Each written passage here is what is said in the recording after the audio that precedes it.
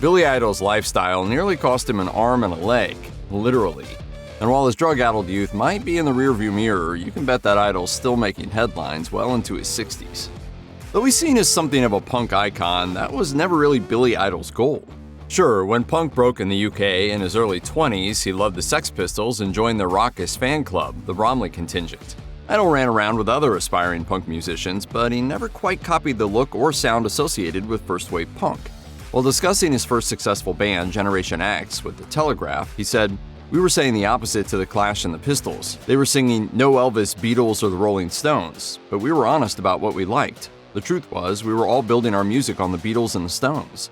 Generation X was marketed as punk, but was palatable enough to mainstream audiences to warrant an appearance on British television's Top of the Pops. In 1979, their single King Rocker even went to number 11 on the UK pop chart. Rather than take the political angle that many punk bands at the time adopted, that hit saw Idol simply sing about whether Elvis was better than the Beatles.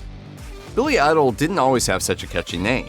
Born William Broad, he was inspired to change it by the likes of his punk predecessors Johnny Rotten and Sid Vicious.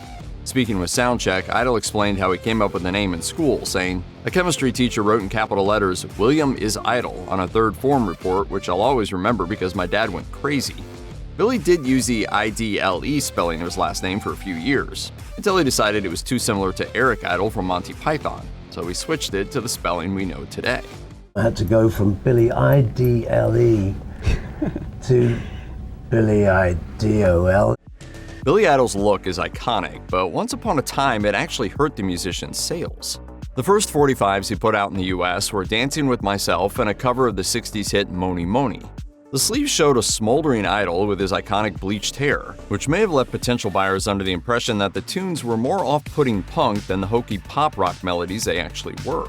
So Idol's label Chrysalis released his next single, Hot in the City, with a simple stock shot of a city scene on the cover. This strategy worked, getting the song to number 23 on the pop charts and establishing Idol in the US. This primed Idol to play a major part in the second British invasion of the 1980s, when bands like Culture Club and Duran Duran were on the rise. Thanks to MTV, Idol and his contemporaries all enjoyed a boost from their music videos entering heavy rotation. Idol's look wasn't the only thing making waves in the 80s. There was also the secret meaning to one of his songs. That song, Dancing with Myself. It isn't hard to imagine it being about something far more intimate than dancing by one's lonesome. Except it really is about exactly that. In 2023, Idol took to social media to tell the story behind the song's meaning. Around 1980, he and collaborator Tony James were hanging out at a disco in Japan where they noticed a strange phenomenon. They weren't dancing with each other, they were dancing with their own reflections, and I said to Tony James, "Hey Tony, they're dancing with myself." And then there's Mony Mony. In 1987, Idol went to number 1 on the American pop chart for the first and only time with a live cover of the song. A party classic in the making, it quickly became a popular practice to chant profanities in the spaces between Idol's lyrics. As Idol recalled to a Journal of Musical Things, "I heard that it started out in those frat houses back in the 80s. It graduated to discos and then it went on from there. And then it graduated to our live shows." Singer Billy Idol was seriously injured in a motorcycle accident in Los Angeles early yesterday morning. Just after 8 a.m. on February 6, 1990, Billy Idol took his Harley Davidson for a spin near his Los Angeles home. He hadn't slept, and he was probably still intoxicated from the night before. He didn't wear a helmet and allegedly ran a stop sign, ultimately hitting the moving car. The car's driver wasn't injured, but one of Idol's legs was flattened and nearly detached from his body. He needed an emergency 7-hour surgery to fix the leg and a fractured forearm, and it took months to recover. In 2022, he told Record Collector magazine, "It was a wake-up call. I didn't know if I was going to lose my leg. I didn't know if I'd ever perform again or make music again." 10 years ago, I would have had my leg amputated. Luckily, he's still dancing 35 years later. That motorcycle accident derailed plans for Idol's upcoming video shoot for Cradle of Love. Since he couldn't move around much due to his injured leg, director David Fincher had to completely rethink the video's concept. He opted to film Idol only from the waist up, depicting him in a series of moving paintings in an apartment. And that wasn't the only injury factored into the production of one of his music videos. The video for 1984's Eyes Without a Face was produced over a period of 48 hours straight, after which Idol flew to a concert in Arizona. He hadn't slept, and he kept his hard contact lenses in for 36 hours. He fell asleep in a grassy spot outside the arena, where a police officer mistook him for an unhoused person and woke him up. When Idol came to, he was in intense pain, sensitive to light and leaking fluid from his eyes. He went to an emergency room and learned his contacts had temporarily fused to his eyeballs and damaged his corneas. He had to cancel the concert and keep bandages over his eyes for 2 days. After spending the 80s as a rock star, Idol went into the 90s ready to be an actor. But like many would-be movie stars before him, that dream didn't pan out. Idol did score a brief appearance in Oliver Stone's The Doors, but he was supposed to play a much larger part in the film. Unfortunately, Idol was still recovering from the motorcycle crash, which interfered with filming. That accident also cost him a role as the evil time-traveling T-1000 android in Terminator 2 Judgment Day. Idol told The Guardian, "I loved Jim Cameron. I just know he would have got the performance out of me. I would have done whatever he said. It might have opened a lot more doors, and it's such a shame."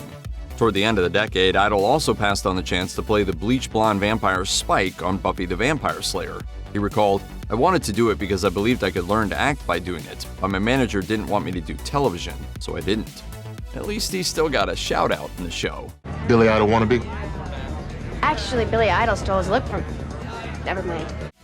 To this day, Billy Idol's top-selling album is Rebel Yell. Idol had adopted the word rebel as part of his persona because it can mean something similar to punk. But he actually got the idea from a bourbon he saw 3 members of the Rolling Stones knocking back at a party. He told Forbes, "I saw it on the label, Confederate cavalry officer with a plume in his head riding away. And I could see this stuff's called Rebel Yell. I was just going, wow." As soon as I saw that, I kind of went, "That's a great title." Further adopting that version of a rebel, Idol began wearing the Confederate flag on his clothing. But that all stopped in 1990. While Idol was hospitalized after his accident, a black man cleaned him up, saw the flag on his clothes, and explained that it was widely employed as a symbol of racism, as it stood for the pro-slavery South. In 2015, Idol tweeted, "I never wear the Confederate battle flag ever since 1990 as I realized it symbolizes oppression to certain Americans." It's no secret that Idol liked drugs. He was a heroin user in the mid-80s and wrote in his memoir, Dancing with Myself, 2 years of never-ending booze, broads, and bikes, plus a steady diet of pot, cocaine, ecstasy, smack, opium, quaaludes, and reds. I passed out in so many clubs and woke up in the hospital so many times. Back then, I didn't have any responsibilities to anybody. I could do exactly what I wanted, and it was a lot of fun doing that. With all these distractions, it took him nearly 2 years to record 1990's Charmed Life. Things got so extreme around that time that even the military got involved. In 1989, Idol checked into the penthouse of a luxurious Bangkok hotel, the Oriental. He embarked on a 3-week bender, refused to leave, and incurred around $250,000 in property damages. Hotel management ultimately had to bring in the Thai army to force him off the premises. And while that might have been a wake-up call to some, the party kept going for Idol. In August 1994, his personal assistant found him unresponsive in his home after an overdose. He was rushed to the hospital in critical condition, but ultimately recovered. Like many of his peers, Idol took some big swings to keep his music interesting. By 1993, he was shying away from his trademark brand of punk-laced pop rock and decided to try something new. So he made the sci-fi concept album Cyberpunk. In an attempt to predict the rise of digital technology in music, Idol used a lot of cutting-edge recording and marketing methods. He made the record on a Macintosh computer using samples, synthesizers, and electronic tools well before most mainstream musicians. He told The Guardian, "It was a little bit ahead of its time. I think I was the first artist to have his internet address on the album cover. The general public didn't love the shift. Cyberpunk and its singles all sold poorly, and Idol didn't record another album for 12 years. By the mid-80s, Idol was one of the most recognizable rock stars of the era, and as his popularity grew, he started to get some pretty cool offers. While working on the music for 1985's The Breakfast Club, composer Keith Forsey invited Idol to sing the theme song. It was a synth rock tune called Don't You Forget About Me, and having worked with Idol in the past, Forsey thought he'd be a great fit for the recording. Idol ultimately passed on the session, but it wouldn't be the last chance he'd get to work with some pretty prolific artists. Decades later, Idol co-wrote Into the Night with Black Sabbath's Tony Iommi for the latter's 2000 solo album. 20 years later, he received writing credit on the Strokes' tune Bad Decisions and worked with Miley Cyrus on her song Nightcrawling. Nearly 50 years into his career, Billy Idol still finds ways to stay on the cutting edge. In April 2023, he became the first musician to ever play a show at the Hoover Dam. Joined by other punk-inspired musicians like Tony Kanal of No Doubt, Steve Jones of the Sex Pistols, and Alison Mosshart of the Kills, he sang a set of his greatest hits from the Hoover Dam bypass outside Las Vegas. Only 250 tickets were sold for the performance, and they weren't cheap, but the show was for a good cause. Organizers wanted to raise awareness of rapidly normalizing drought conditions in the American Southwest. The Hoover Dam towers over Lake Mead, and in recent years, its water level has dropped 20 feet annually.